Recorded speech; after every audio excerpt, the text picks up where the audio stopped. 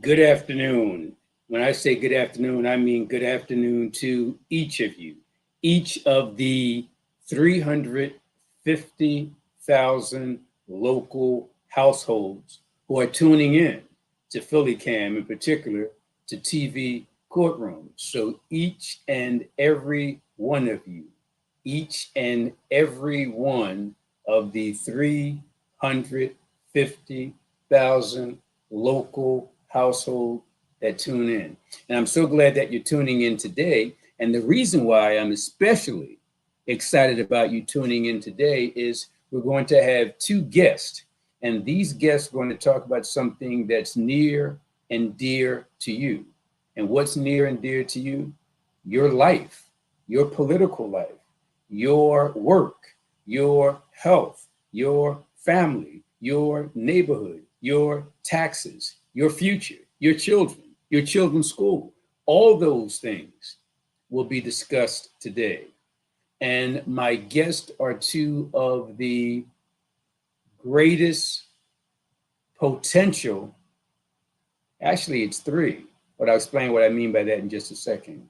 What I was about to say is three of the potentially greatest local elected officials in Philadelphia history and in Pennsylvania history.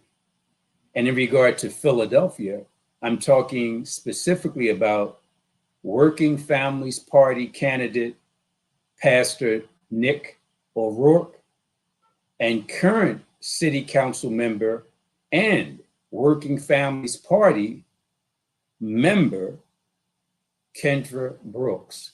You might say, well, why am I so excited about Nic and so excited about Kendra? By the way, Kendra is running around doing what she needs to do. Nic is doing the same thing. We were able to squeeze in Nic today, but we don't know if we'll be able to get a hold of Kendra.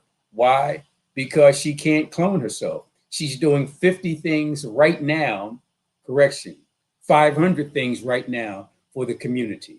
So if we can get her, great. If we can't, we certainly are going to hear from new city council member Nic O'Rourke. You might say, well, new, he hasn't been elected yet. Well, he will be.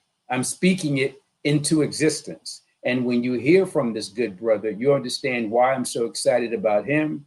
By him, I mean Pastor Nic O'Rourke, and why I'm so excited about her. And by her, I mean city council person Kendra Brooks.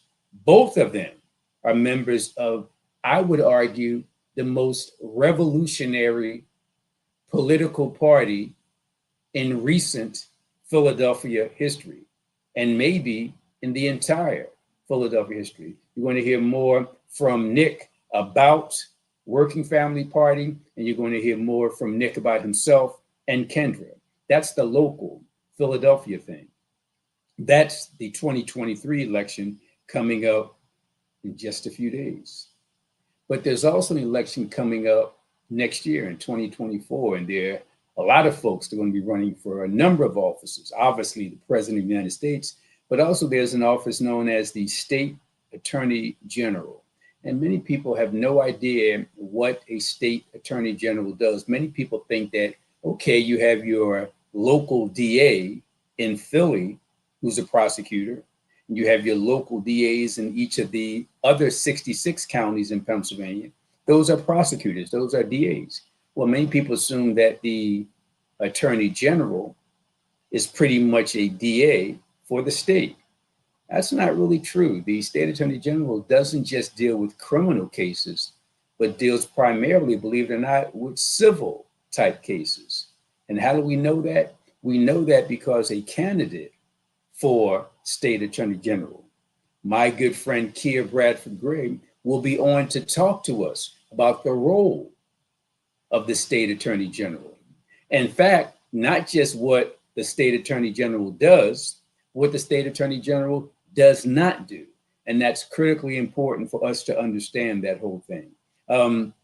So folks, keep your dial locked. In fact, it's not just you watching, I hope. And remember, we said 350 local Philadelphia area households have access to this. So we hope that each and every one of those households are tuning in today.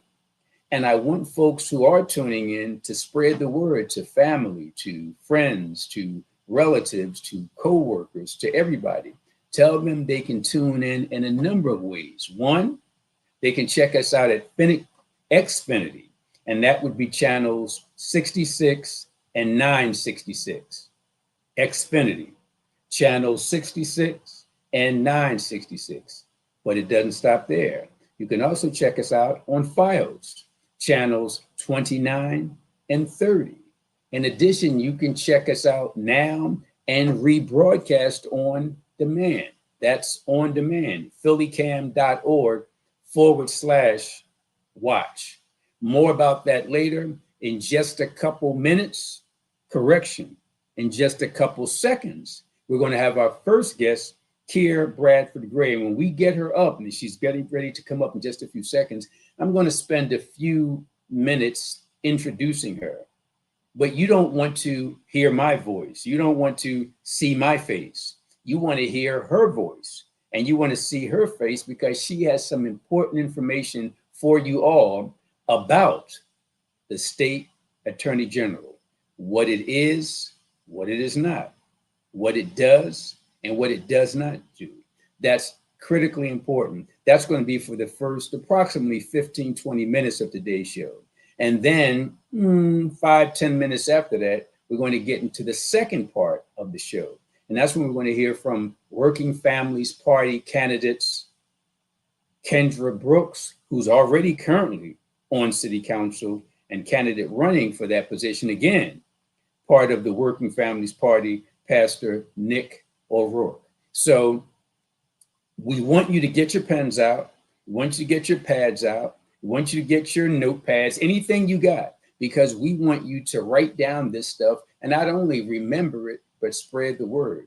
Because I wasn't engaging in hyperbole. It was not an over-exaggeration when I said that the three people I'm talking about are historic in their ideas and their platforms and their proposed policies for what needs to happen locally here in Philadelphia, that being city council members. We already know that Kendra Brooks is on city council, member of the Working Families Party, and hopefully, correction, definitely, we'll have her comrade, my comrade, your comrade, Pastor Nic O'Rourke, also a member of the Working Families Party. They're going to talk to us about this city council thing and what we do on the city level. And as I said at the outset of the show, we're going to start with Keir Bradford-Grey to talk with us about what happens on the state level in connection with the state attorney general. So in the next few seconds, perfect timing. The next state attorney general, the Honorable Keir Bradford-Grey. Keir, let me just, because we know you're busy, we know you're doing like 50,000 things at once, literally right now. So we appreciate the time you spent with us. Let me just say a few words and I'm going to throw it over to you. For those who don't know, if you've been under a rock for the last, 10 years or more, you haven't heard, so I'll tell you now. My first guest today is Keir Bradford-Grey, formerly the chief defender at Montgomery County and the chief defender here in Philadelphia. You probably know her mostly because she was lead counsel in the Michael White case. You know, I'm kind of jealous that she had that case and I didn't, because I put my resume that I beat a case like that, I'd be the local Johnny Cochran, but it's not me, it's Keir. And she was lead counsel in that case. You want to talk about that? And I also want to talk to her about this concept of restorative justice, what she did with her initiatives and what she plans to do in the future. By future, I mean 2024. Everybody's talking about the November 7, 2023 election, and that's important. We want to know about that. But it doesn't stop there. There's something coming up in 2024, and we all know the president and all that kind of stuff. But we also want people to understand that there's an office known on the state level as the Attorney General. And many people, Keir, as I pointed out earlier in the show, they think the state Attorney General is the local DA on steroids. That's what they think.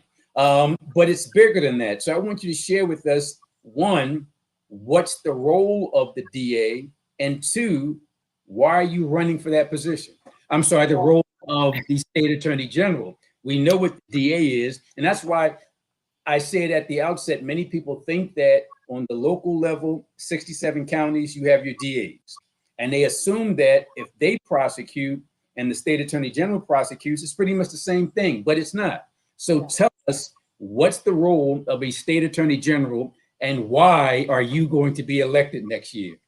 Well, thank you so much, Michael Cord. I'll start with why I'm going to be elected next year. And that's because people like you are putting me in on front page, letting people know I am here, letting people know we can have someone that understands our issues and brings our perspectives to a role that has so much opportunity to deal with struggles of everyday lives. So we'll talk about what the role is. I'll start with what it isn't. It isn't a district attorney. The district attorney in each county has the responsibility of arresting or prosecuting the people who have committed crimes against humanity. So individuals who have committed crime, they prosecute those people on behalf of the criminal justice system, the institution. The attorney general goes after institutions on behalf of the people. So those who are powerful, those who have other maybe sophisticated practices, those people who do business in the Commonwealth and the state of Pennsylvania that have either discriminated, harmed, or denied access to people for basic qualities of life, is the attorney general that holds them accountable. And I say hold accountable because a lot of people who do business practices in our Commonwealth and in our country are never held accountable for their portion of the harms on our society. For instance, big pharmaceutical companies. It was the AGs, attorney generals across the country, who banded together and decided we need to go after the biggest drug dealers in the nation. And that is big pharma. That is the So we're not talking about Jamal in the hood and Raheem in West Philly. We're talking about the biggest drug dealers. Please continue.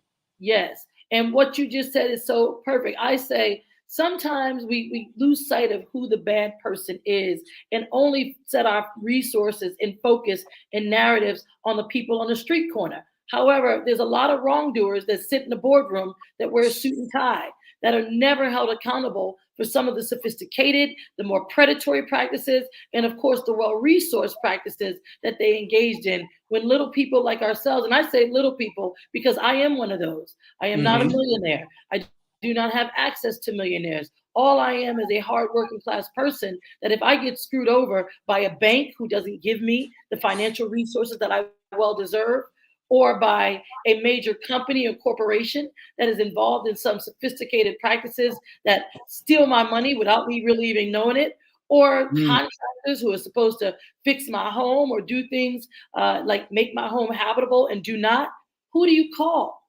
Who fights for you? Most people don't afford or can't afford lawyers to hire when they get screwed over by big interests. What they do is they sit there, they take it, and they get pissed off. But there is a person, there is a role that is supposed to protect individuals from these larger interests, and that is the attorney general, aka the people's lawyer. It is the largest plaintiff in the state that brings suits on behalf of people for when harms are caused by either environmental issues caused by pollutions that are left behind by major companies who do their business, whether it's drilling, whether it's business that they use a different carbon monoxide type of machinery that it pollutes our densely populated neighborhoods where our children already have an enormous amount of health issues, including asthma that is directly correlated to the air quality. It's the AG that deals with all these nuanced issues. And I'll say this, Mike, I've already had my set sight on why I want this role. And it's because, excuse me, the role of the AG is to provide public safety, security, and opportunity in a holistic fashion. We all know that public safety is not just through the lens of law enforcement. That is one sliver of the pie.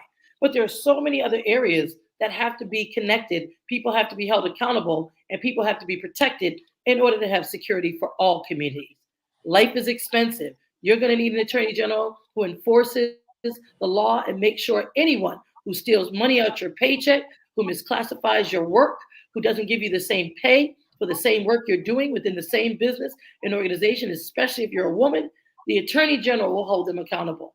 Businesses. And let me just jump in quickly here, because I'd like to think that I'm always the smartest guy in the room, but sometimes you're in the room. So I can't be the guy in the room. And what I mean by that is, I have to admit, I initially thought that the state attorney general was essentially the DA on steroids. So I'm thinking, oh no, they're going to come after Keir because she was a defender in Montgomery County. She was a defender in Philadelphia. So she doesn't have that grimy, on the street, in your face prosecutorial thing, because I'm thinking that's what the attorney general does. But then I found out that just over 10% of what the state attorney general does is criminal.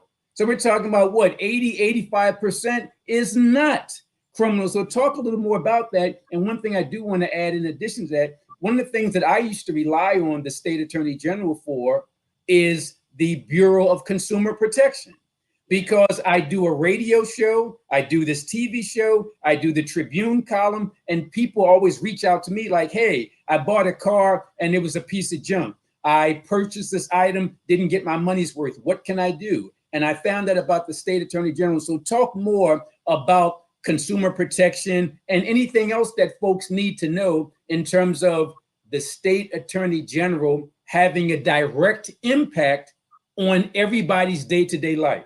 Yes, great question. And when people say that this role is for a prosecutor, they have to remember the last person that was in this role was neither a prosecutor nor a defense counsel. So it takes a person that understands people, understands needs, and uses the resources and the law to make sure that we provide redress for people. And it is really a role under the consumer protections area that gives back harms or repairs the harms that have been created by companies and by institutions who are supposed to do better by people. So for instance, if you are constantly being scammed from a fake business, a sham business, and this scam has hit a good number of people, the AG will step in and protect consumers from what they thought they were getting to what they actually got or never got. That is the attorney general. So when there are developers developing housing in our city and people are moving into these houses and they're made with sham materials where people are producing mold or finding mold being produced underneath their homes because they were never built the proper way, or they're like the roofs are leaking constantly because foundations are shifting because they built these things on places that they should not have. It's the AG that comes after those folks and make sure that they give the people who need the money or repair the harms that they felt so they can fix their home or buy another home. Remember when the housing crisis happened in 2008 and where banks decided to predatorily give people loans they knew they couldn't afford? Well, it was the attorney general that sued all the banks and got the money back for people who either lost their homes or threatening to lose their homes. And that money went right back into their pockets so they can either keep their home or buy another one. You talk about a role with a reparative just application. There is no other role like this in the nation.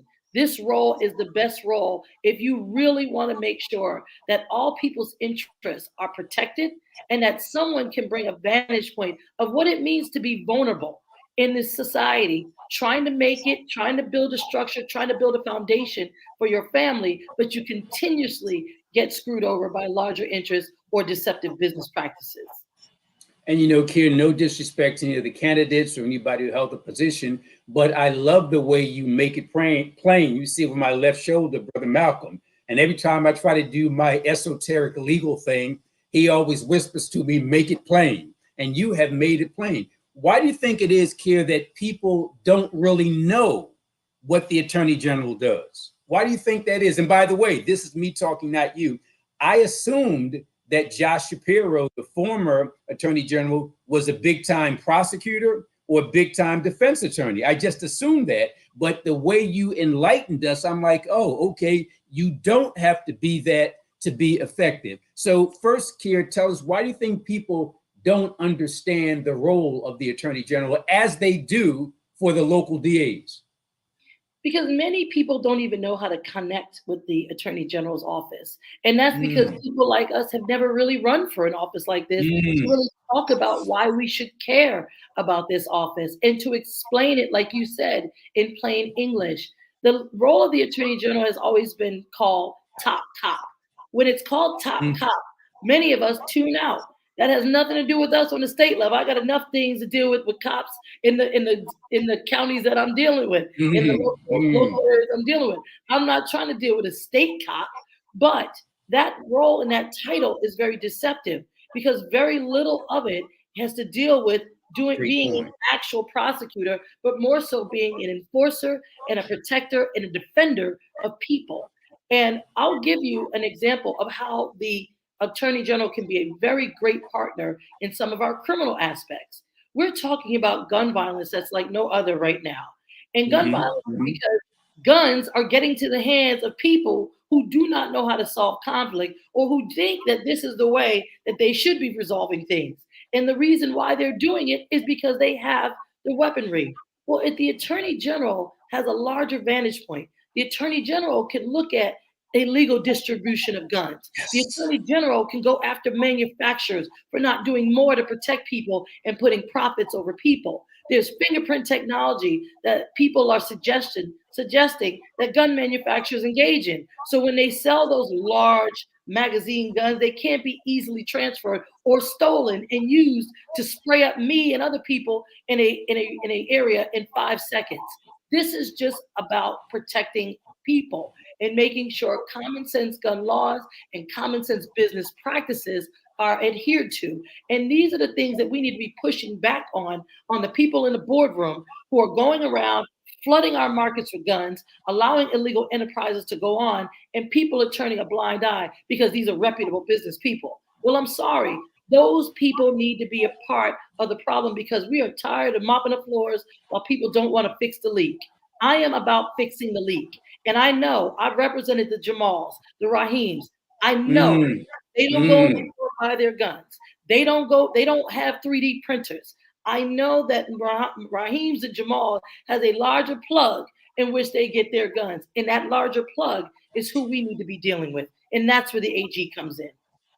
Those of you who are watching, you're watching and listening to Keir Bradford-Grey, who's running for the position of State Attorney General. The election will take place in 2024. A couple things, Keir. One, I'd like you to tell people a little more about your background. They're looking at you. They assume that you're 26 years old. You just graduated from law school 2 years ago. So fill in the blanks. People are listening and saying, okay, she sounds good, but what has she done? How long has she been around? Please tell us. Oh, yeah. So look, I've been a practicing attorney for over 25 years now, and it's been amazing. I started my career as a state public defender in the Defender Association of Philadelphia, where I got an enormous amount of trial experience, and I was a very successful public defender. I was able to take that to the federal defender office in the state of Delaware, where I continued that tenacious, courageous lawyering and creative lawyering and won a record number of federal cases in a jurisdiction that people said, we never win cases out here. We don't go to trial because I don't accept the facts people give to me. I always look beyond that and use my own life experience as a litmus test. The success I had in Delaware at the federal office got me recognized by the now governor, Josh Shapiro, who tapped me for leadership in Montgomery County. And as afraid as I was to go and lead an office where I knew nothing about, I did it anyway. And it was so much of an eye opener that when you have a person that has a vantage point and a perspective, passion and tenacity that I have, and when you give me the green light to raise the service delivery, but also to create collaborations that are empowering, not just servicing, but empowering.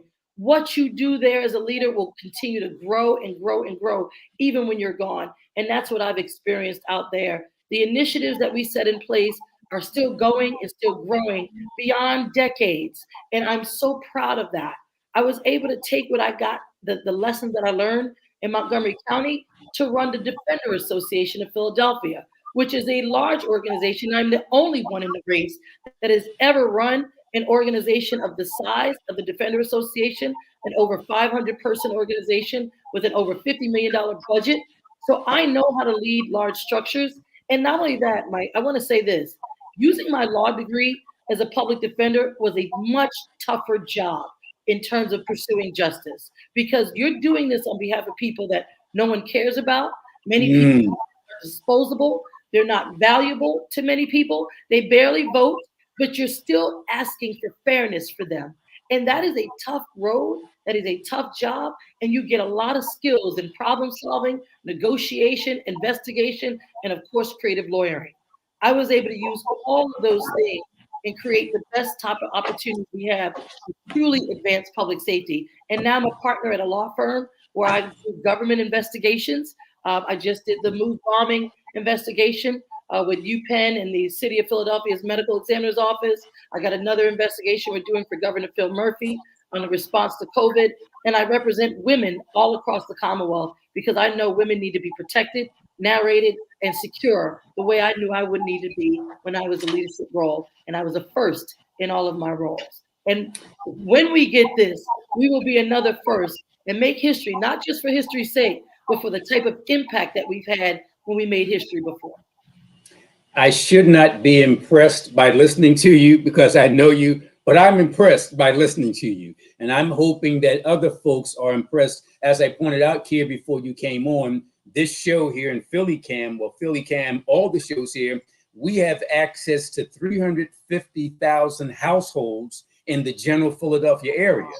We're talking about access to 350,000 households, even if one from each family decides, hey, I'm impressed. Three things I'd like to do very quickly before we wrap this up here. One, tell us procedurally if people are interested in supporting you. When exactly are you running? When's the election? All that kind of stuff. So talk to us about how it works in terms of your campaign and the election, because they might confuse it with November 7th of 2023, and they're so impressed today and they won't see your name on the ballot and they wonder what happened. So walk us through what's going to happen in 2024. That's the first thing.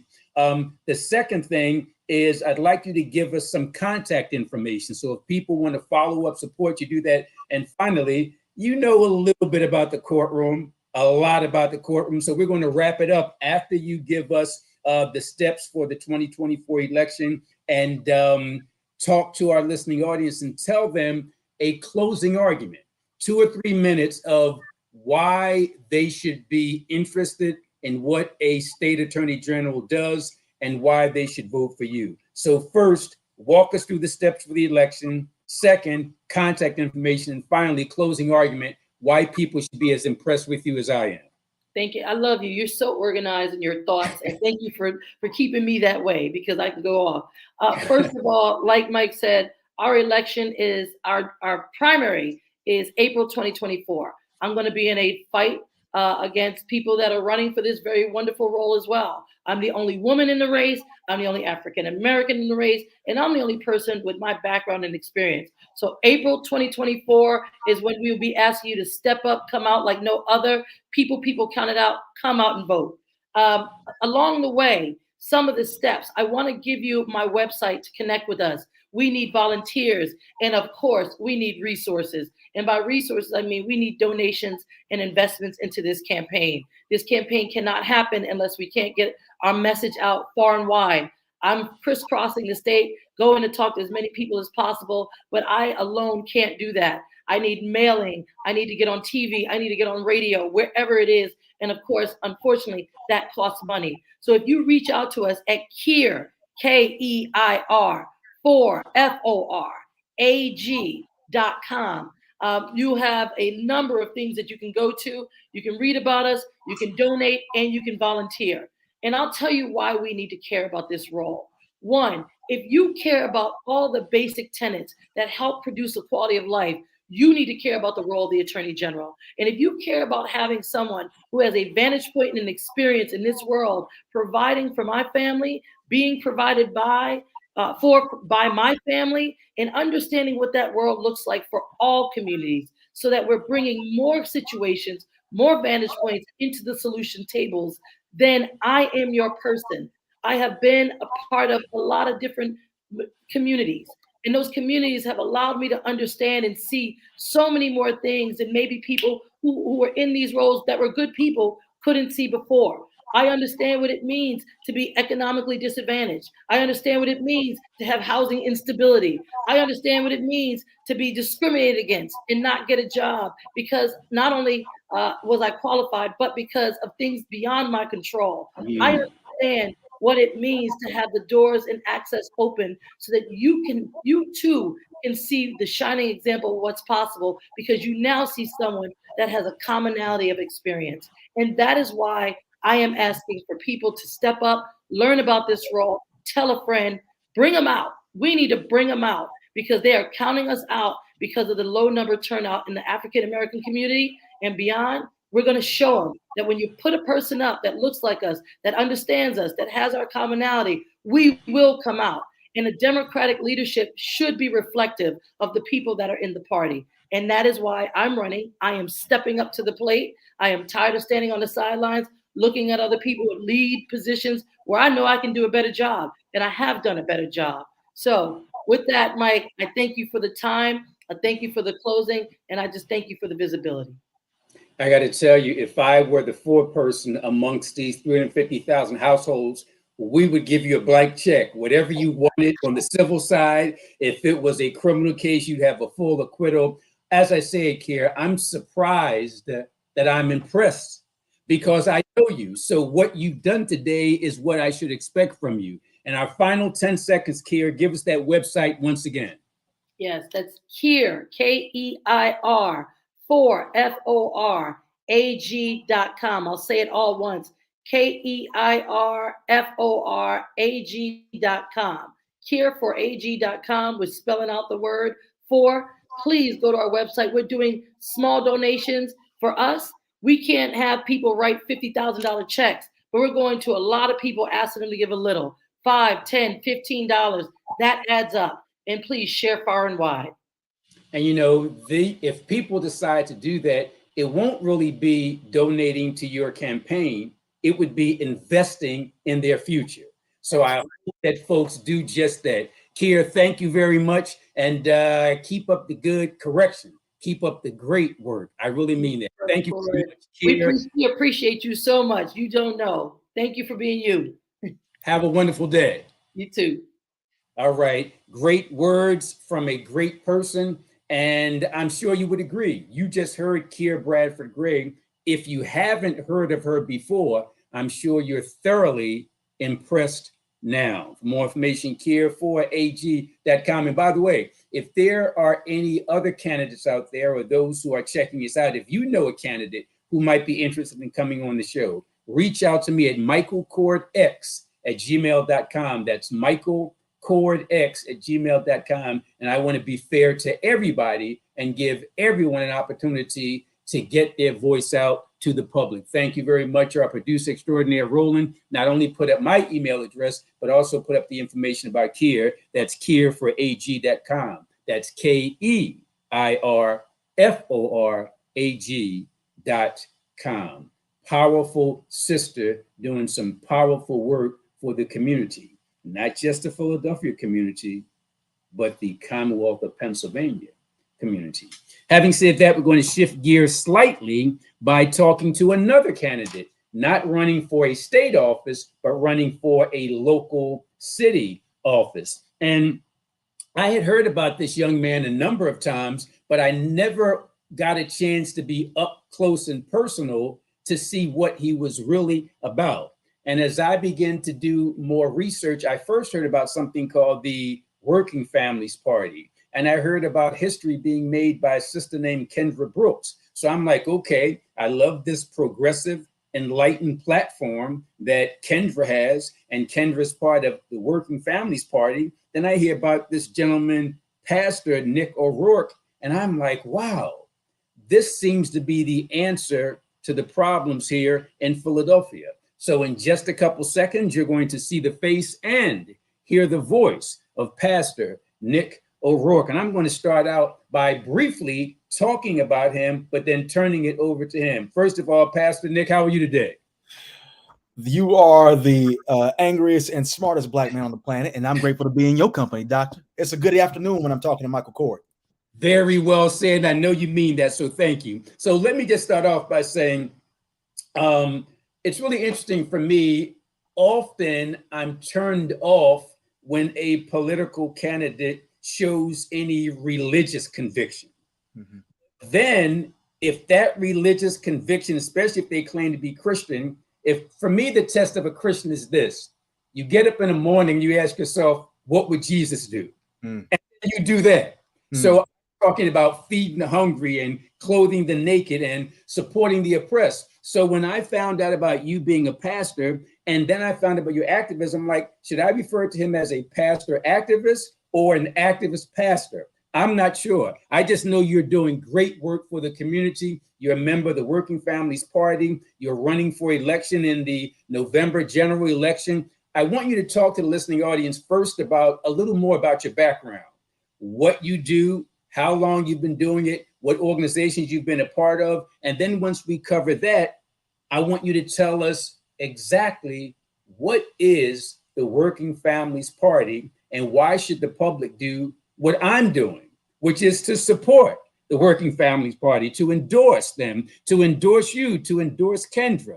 And I want people to know, and by people, Nick, I don't know if you heard the first part of the show, but here at Philly Cam, we have access to 350,000 local households. So if we're talking about 350,000 local households, 2-3 persons in each household, maybe, I don't know, 750,000. They all can't vote for you, but I hope they would. Without further ado, Nick, fill in the blank, tell us a little more about yourself, your background, then tell us about the Working Families Party, and then tell us why we should vote for you and Kendra. Well, again, thank you again for having me on your program this afternoon. It's always a good day when I get a chance to converse with someone like yourself. As you've already asked and have already stated, my name is Nic O'Rourke. I am an organizer by training, and I'm a minister by calling. I have the honor. I love that, Nick. You got to repeat that. I like that sound bite. Please repeat that. My name is Nic O'Rourke, and I'm an organizer by training. I'm a minister by calling. I have the great honor of pastoring the Living Water United Church of Christ in Oxford Circle. We are a small Black church, progressive. We fancy ourselves to be progressive, prophetic, and powerful. As we say, we're all are welcome and can expect to be embraced. Preceding me in the pastorate there is Reverend Kim Kendrick, who now serves in California. Before her, the Reverend Denise B. Statham, and the founding pastor being Bishop Dwayne David Royster, who also serve as the executive director at Power.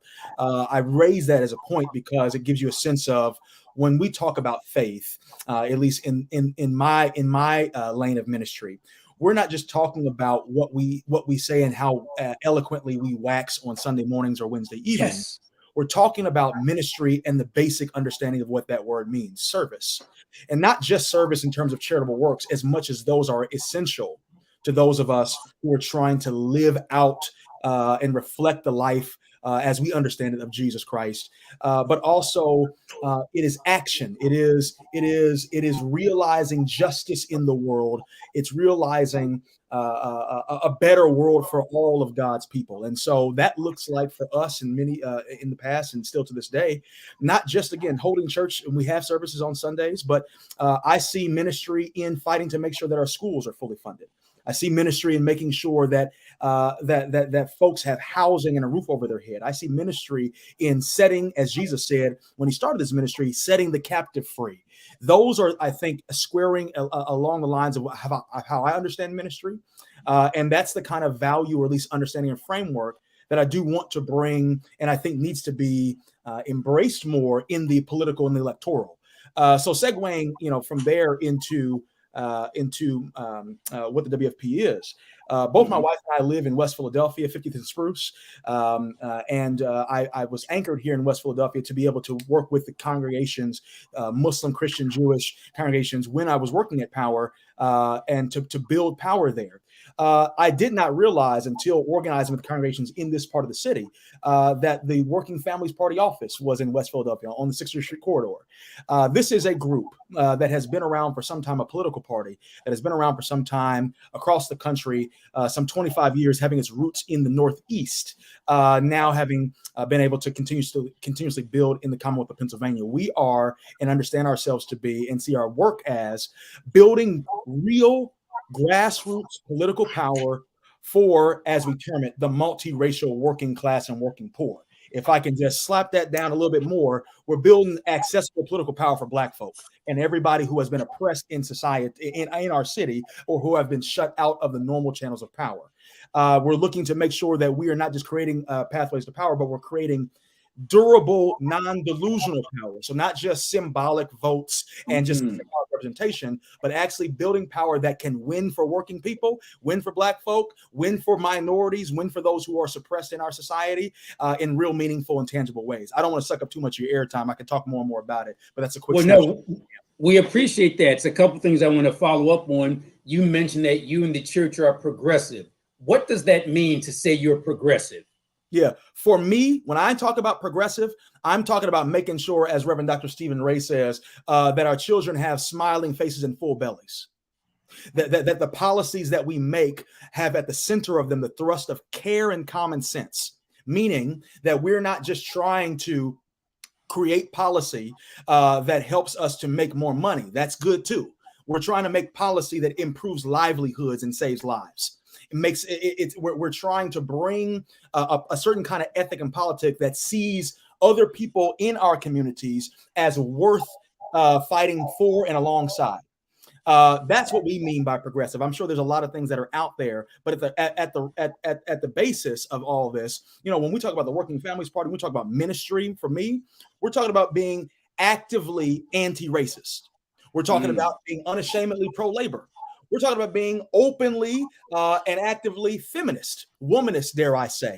These are things that are beyond just identifiers. These are speaking to actual human beings who experience this country, this Commonwealth, this city in a certain type of way, and we want to make sure that we are enfranchising them. That's what's progressive to me.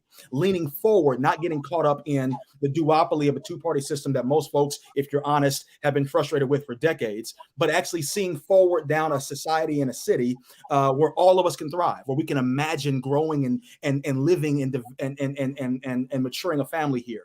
That's what we mean by progressive, and that's what I mean both in my ministry and my politics. Those of you who have tuned in, you're listening to and watching Reverend Pastor Nic O'Rourke, a candidate from the Working Families Party who will be in City Council. I'm speaking it up to in existence, and I want you all to understand what I mean by that. But Nic, before I go to a follow-up question about some of your specific platforms, you are, as we said at the outset, a pastor. Should people who are Muslim, who are Jewish, who are atheists, who are agnostic, who are deists, should they be concerned about that? Oh, not at all. No, not at all. I'm grateful. First of all, I think if there was ever a time for those of us who are a part of faith traditions, who do follow a particular path and a religious tradition, if there was ever a time for us to be concerned and engaged with what's going on in the world, now is that time. And certainly I understand when people want to ask those questions. But when it comes to Nicholas O'Rourke, I am and am proud to be and recognized as that radical minister. I term myself a sacred activist. It's a term that I got from one of my mentors, Bishop Carlton Pearson. A sacred activist that sees the work of ministry as something that is not tied down simply to progressing Christianity, but creating a world, a city, let's be more specific here, where everybody can thrive, no matter what your faith tradition is. My wife happens to be a Muslim. My wife and I are in an interfaith marriage, and so I'm keenly aware of what it's like to be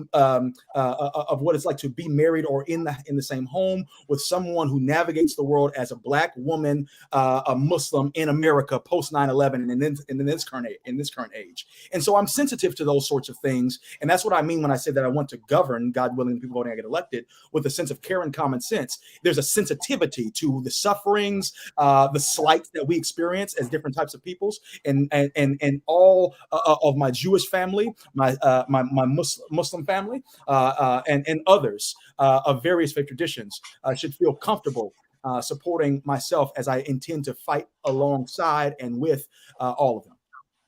Very well said, but even better, Nic. Very well done. What I'd like you to do very quickly, because I know you want to talk a little bit about Kendra Brooks. Mhm. For folks who might not know the great work that she's done in City Council, just spend a few seconds talking about that. And once you finish that, I want to stir the pot and start a little bit of trouble with the establishment regarding the establishment Democratic Party. But let's spend a few seconds talking about Kendra, who she is, what she represents. Well, Kendra Brooks, I had the privilege and the honor of running with before. Back in 2019, really 2018, Kendra and I had the chance to actually cross paths and meet each other. I've heard of her work, and many of our listeners may have heard of her work as well prior to her being elected in 2019 in that race. She was one of the frontline fighters to save Steele Elementary School. During a time when a number of our schools, as many folks know, were slated to be shut down. She organized a number of parents and concerned citizens, as Dr. King might say, people of goodwill, to make sure that we recognize the value of our community schools and that we save the schools here and not continuously siphon off dollars outside of the district where it does not impact those of us who do patron the schools in Philadelphia or attend those and work in them. And she has not stopped that sense of care and obviously common sense with her activism. She's carried it into her governing as a city council person. She and I ran together as independents with the Working Families Party in 2019, and she and I at that time ran on a platform that was called that was created by the Alliance for a Just Philadelphia, talking about a number of things that we wanted to see happen in the city. Good schools for sure, good jobs for sure, safe communities for sure. Yes. And when we see how she has governed over the last 4 years, we have seen, obviously major world events. We just lived through a global pandemic. I feel like we talk about it less and less because we kind of want it to go in the back of our minds, but that was a big deal. And so I think within 4 months of her taking council chamber and being seated in her office in City Hall, she's now having to go on Zoom like the rest of the world to be able to do any business. But with that, she never lost her sensitivity to those who are most impacted in the midst of catastrophes or tragic moments, namely those who are at risk of being houseless. Many may recall that it was only a few folk who had a sense of care in their governance that called for an eviction moratorium, not to harm or to disadvantage our small landlords and those who have some concerns about making sure that there's a healthy relationship between a tenant and landlord. We're talking about folks in the middle of a raging pandemic before we knew anything about it, and all we could assume was that it was airborne and you can catch it by blinking at somebody. She said, maybe it doesn't make sense for us to put people outside right now. That's care and common sense. That's the kind of governance that we need. Not only was she one of those that fought for that, I'm mindful of the fact that we have seen the fall of Roe versus Wade. And we have seen the concern across the country of women who are concerned with what's going to happen with their reproductive rights, with abortion care. And she has been one of those few council persons in City Hall who made sure she jumped at it to see to it that abortion care was protected, that health care was a concern in a wild moment. And so that is the working families difference, right? And Kendra brings that. When we talk about, a city council like that she and I are wanting to see happen, we're not just we're just trying to push people out because we don't like folks. We have a particular politic, a particular ethic that I believe needs to be seen more and active more in governance. And that's being sensitive to suffering people and making sure that we create a city and a society where more and more and more people can thrive. That's the kind of person that Kendra is and that she's proven to be over the last several years. You're listening to The Voice and watching Pastor Nicholas O'Rourke running on the Working Families Party ticket to become a next or new city council person. Talk to us, Nic, about how this thing works.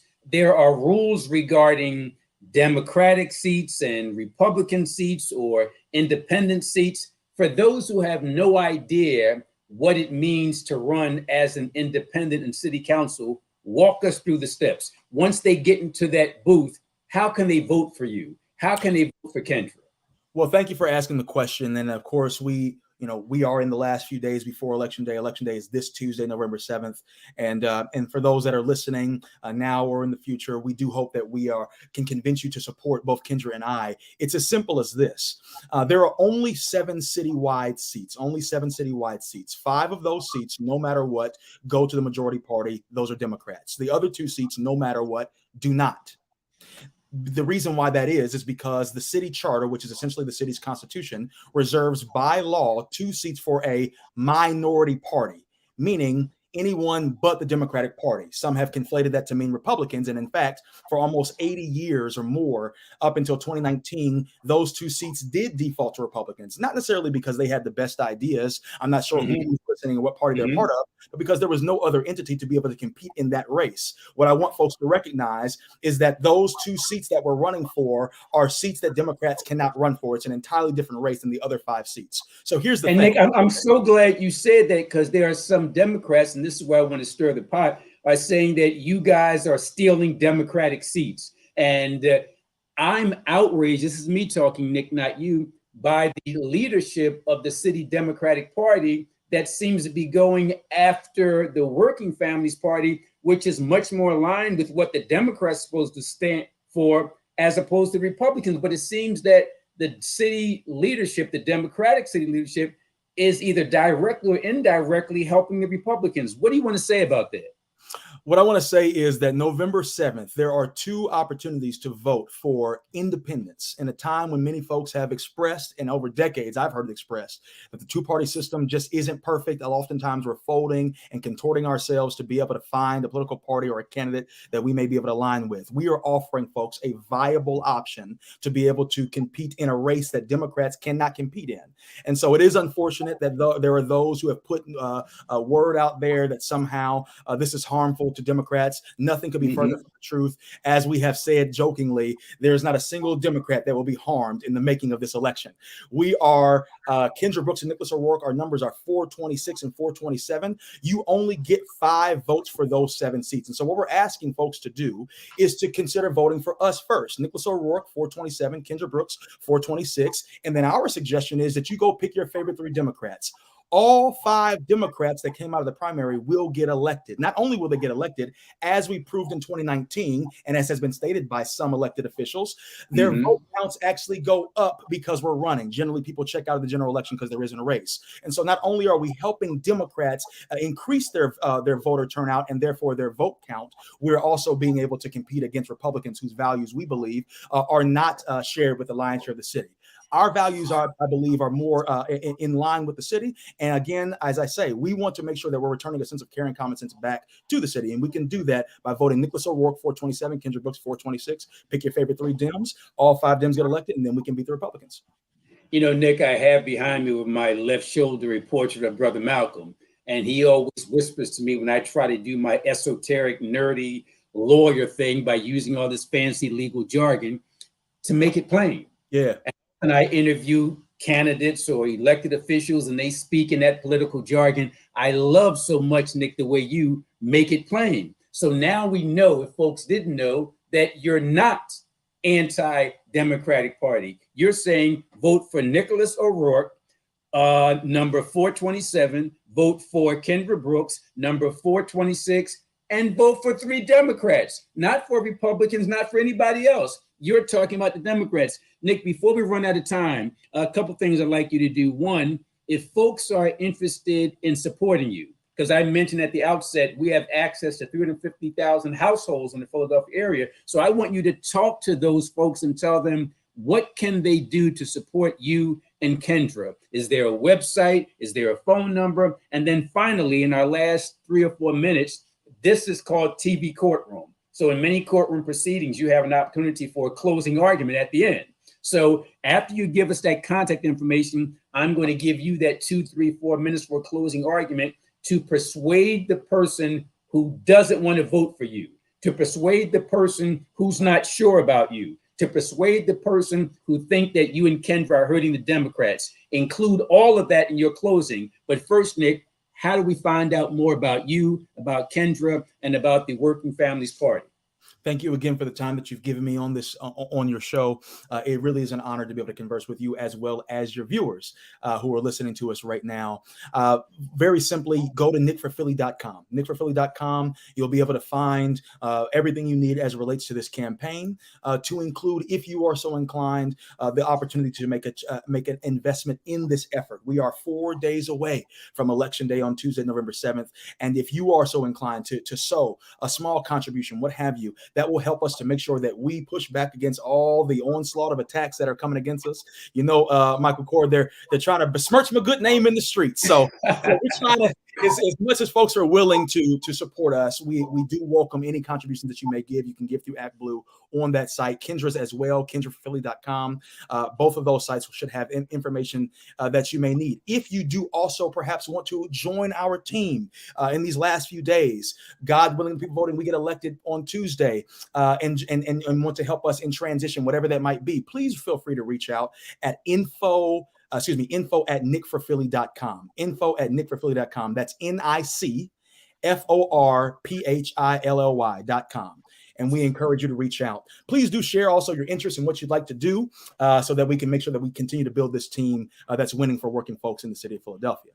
And thank you very much for that, Nick. But in our final 2 minutes, it's on you. How do you persuade somebody who's not sure? 2 minutes. Why would you vote in a race that for seats that Democrats can't have?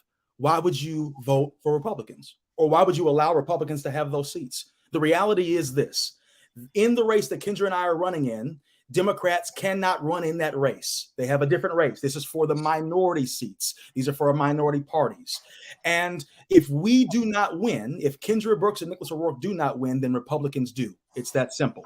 If you are so inclined to support ourselves, we encourage you to vote for us. But I am of the opinion that in this point in time, the Republican Party in the modern era has not earned governing power. They continue to show us day after day, week after week, month after month, more and more reasons why they, at this current space and time, have not earned governing power.